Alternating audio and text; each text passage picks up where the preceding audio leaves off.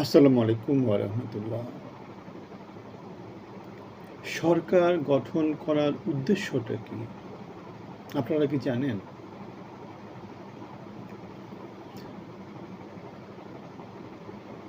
সরকার গঠন করার উদ্দেশ্য জনগণকে আগের চেয়ে ভালো রাখবে। জনগণ বর্তমানে যেভাবে আছে, সরকার গঠন করে যেই নেতৃত্ব সামনে আসবে তারা জনগণকে এখনকার চেয়ে ভালো রাখবে, সেটাই চাওয়াটা। এখন ভালো রাখতে হলে কি করতে হবে? আইনশৃঙ্খলা পরিস্থিতি উন্নত করতে হবে, দ্রব্যমূল্য কম রাখতে হবে, জনগণের জন্য কর্মসংস্থানের ব্যবস্থা করতে হবে। সরকারে যারা যাবে তারা কাজের মানুষ হতে হবে, তারা সফল মানুষ হতে হবে, তারা তাদের সময়টা জনগণের জন্য ব্যয় করবে, ভালো কাজ করবে।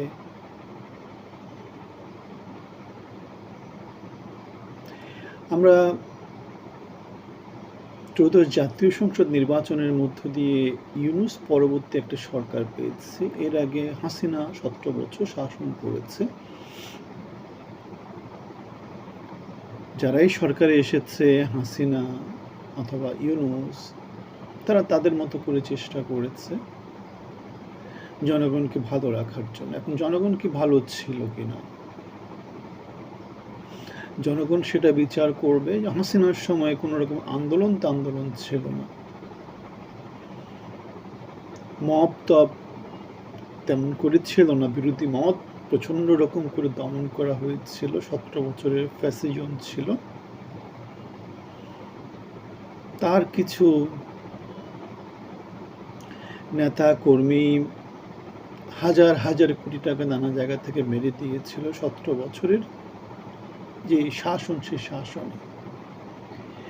যেহেতু বাংলাদেশে অনেক বড় বড় প্রজেক্ট হয়েছে, মেগা প্রজেক্ট হয়েছে, মেগা প্রজেক্ট থেকে মেগা দুর্নীতি হয়েছে, বিদেশ থেকে যেহেতু এই প্রজেক্টগুলোর জন্য টাকা এসেছে, সুতরাং দেশের মধ্যে সে টাকা খরচ হয়েছে। জনগণ খেয়ে পরে বেঁচে থাকতে পেরেছে, অভাব অভিযোগ খুব বেশি ছিল না, কারণ বিদেশ থেকে টাকা এসেছে প্রজেক্টগুলোর জন্য এবং সে টাকাগুলো দেশের মধ্যে খরচ হয়েছে, দেশ ভালো ছিল। ইউনূসের সময় চাঁদাবাজি কম হয়েছিল, অপচয় কম হয়েছিল, দ্রব্যমূল্য সহনশীল ছিল, দেশ ভালো ছিল। এখন তারেক রহমান সরকার আসার পরে কোথায় কি সমস্যা হচ্ছে?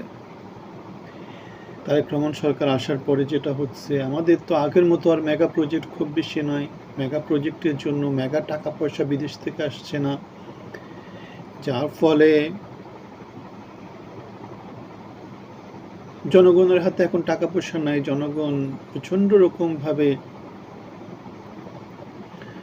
মিতব্যয়ী হয়ে বেঁচে থাকার চেষ্টা করছে। সরকারেও একই অবস্থা, টাকা পয়সা নাই। এখন হাসিনার সময় যে বড় বড় মেগা প্রজেক্ট হয়েছে, সে মেগা প্রজেক্টের টাকা এসেছিল, এখন তো সে টাকাগুলা ফেরত দিতে হবে, এবং সে ফেরত দিতে গেলে কি হবে, দেশের মধ্যে অর্থনীতিতে চাপ পড়বে।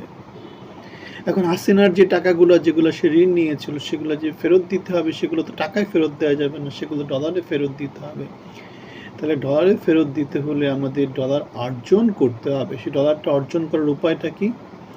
উপায়টা হচ্ছে আমাদের রেমিটেন্স যোদ্ধারা, পোশাক শিল্প, কলকারখানায় যারা কাজ করে, যারা রপ্তানি করে, তাদের আয় উপার্জন। কিন্তু সেগুলো তো এখন আবার স্তীমিত হয়ে গেছে। কেন স্তীমিত হয়ে গেছে? কারণ আমাদের গ্যাসের সংকট আছে, আমাদের রপ্তানি বাজারে নানা রকমের ব্যারিয়ার তৈরি করা হচ্ছে। আমাদের যে প্রতিদ্বন্দ্বী যারা আছে, তারা আমাদের থেকে অনেক বেশি গ্রহণযোগ্য উপায়ে পোশাক তৈরি করছে, কম দামে তৈরি করছে। তার ফলে তাদের শেয়ারটা বেড়ে যাচ্ছে, আমাদের শেয়ারটা কমে যাচ্ছে। এখন বাংলাদেশ সরকার যে ট্যাক্স বাড়াচ্ছে, ভ্যাট বাড়াচ্ছে, সুদের হার বাড়াচ্ছে, কর কাঠামো বাড়াচ্ছে, দ্রব্যমূল্য বাড়াচ্ছে, রাস্তাঘাট বন্দোবস্ত করছে, নানাভাবে আমাদের এনবিআর এর চেয়ারম্যান টাকা পয়সা বাড়ানোর জন্য নানা রকমের চেষ্টা করে যাচ্ছে, অথবা সরকারি কর্মকর্তা কর্মচারীদের বেতন বাড়ানোর চেষ্টা করছে। এগুলো কি আমাদের কোনোভাবে সাহায্য করবে? সাহায্য করবে না। কেন সাহায্য করবে না? কেন আমাদের দেশে যেটা উৎপাদন হয় সেটা তো উৎপাদন হয়, সেটার দাম আমরা হয়তোবা কমাতে পারি, বাড়াতে পারি। কিভাবে? সাপ্লাই ডিমান্ডকে ব্যবহার করে। কিন্তু আমাদের তো স্বনির্ভর না, আমরা অনেক কিছুতে বিদেশের উপর নির্ভর করি। সেগুলো আনতে হবে কি দিয়ে? সেগুলো ডলার খরচ করে আনতে হবে। সুতরাং দেশের মধ্যে উৎপাদন না বাড়িয়ে, টাকা পয়সার মান অবমূল্যায়ন করে, আমরা আয় উপার্জনের ব্যবস্থা না করে, শিল্পায়নের ব্যবস্থা না করে, জনগণকে কর্মমুখী করার চেষ্টা না করে আমরা যদি এরকম করে অগোছালোভাবে রাষ্ট্র চালাতে থাকি, আমাদের ভালো কিছু সামনে দেখা যাবে না। এখন গোছানো রাষ্ট্র কিভাবে চালানো হতে পারে? গোছানো রাষ্ট্র চালানো হতে পারে কর কাঠামোর উপর আমরা হাত দিব না। কর কাঠামো যেভাবে আছে সেটা থাকবে। আমরা বরং চেষ্টা করব কর কাঠামোকে আরো সহজ করার জন্য। আমরা চেষ্টা করব আইনশৃঙ্খলা পরিস্থিতি উন্নত করার জন্য। আমরা চেষ্টা করব আমাদের যে প্রজেক্টগুলো আছে সেগুলোকে ভালোভাবে চালনা করার জন্য, সেগুলো থেকে যাতে আমাদের আয় উপার্জন বাড়ে। যেমন আমাদের মেট্রো রেল, সেটা এখন আমাদের শতভাগ ক্যাপাসিটিতে রান হচ্ছে, প্রফিটেবল। একই রকম করে আমাদের অন্যান্য যে প্রজেক্টগুলো আছে সেগুলোকে আমরা চেষ্টা করব যে যাতে আমরা শতভাগ সক্ষমতা নিয়ে সেগুলো ইউজ করা হয়। কিন্তু আমরা দেখতে পাই আমাদের যে ইন্ডাস্ট্রিগুলো আছে সব ইন্ডাস্ট্রি মোটামুটি রুগ্ন, ঋণের দায় প্রচণ্ড রকমভাবে আবদ্ধ। এখন যে সমস্ত শিল্প কারখানাগুলো হয়ে গেছে সেগুলা যেহেতু সুদের হার বেড়ে যাচ্ছে, করের কাঠামো বাড়ানো হচ্ছে, আলটিমেটলি সেগুলোও রুগ্ন হয়ে যাচ্ছে, রুগ্ন হয়ে যাবে। এই অবস্থায় যে রুগ্ন শিল্প, ভগ্ন শিল্প, এই শিল্প দিয়ে বাংলাদেশ কি কোথাও যেতে পারবে? কোথাও যেতে পারবে না। নতুন শিল্পায়ন কেউ করছে না, বরং যারা শিল্প কারখানা স্থাপন করছে তারা অনেকেই হয়তোবা দুষ্ট চক্রের মধ্যে পড়ে গেছে, তারা ব্যবসা করতে পারছে না, যার ফলে তারা আস্তে আস্তে শিল্পগুলোকে বন্ধ করে ব্যবসা গোটানোর চিন্তা ভাবনা করছে। এখন সরকারের এক্ষেত্রে ভূমিকাটা কি হতে পারে? সরকারের ভূমিকা হতে পারে সরকার তাদের নিজেদের লোকবল কমাতে পারে। সরকার তারা যেই নিয়োগ বদলিগুলা করেছে বা নতুন যে নিয়োগগুলা দিয়েছে সেখানে তারা জনবল কমাতে পারে। জনবল কমালে কি হবে? ট্যাক্সের কাঠামোর উপর চাপ কমে যাবে। কিন্তু সরকারের আবার অন্যরকম ইচ্ছে। সরকার ব্যয়বহুল প্রজেক্ট নেবে, দামি দামি গাড়ি বাড়ি কিনবে, আলটিমেটলি কর্মকর্তা কর্মচারীদেরকে খুবই হ্যাপি রাখবে, বিশাল বেতন দিবে, নতুন করে একটা পে স্কেল ঘোষণা করেছে, সেগুলোর জন্য এখন ট্যাক্স এবং কর কাঠামো বাড়ানোর চেষ্টা করছে। যার ফলে যেটা করছে তারা জনগণকে শোষণ করছে, রাজনৈতিক নেতৃত্ব সুখে থাকছে, সরকারি কর্মকর্তা কর্মচারীরা সুখে থাকছে, জনগণের উপরে স্টিম রোলার চালাচ্ছে। মানবিক সরকার হতে পারছে না, তারা দানবিক হয়ে উঠছে। এই যে দানবিক সরকার হয়ে ওঠার এই চেষ্টাটা বাংলাদেশকে, বাংলাদেশের অর্থনীতিকে, বাংলাদেশের লোকজনদেরকে 54 বছর 55 বছর কোথাও নিয়ে যেতে পারেনি। সামনে কোথাও নিয়ে যেতে পারবে আমাদের সেটা মনে হয় না।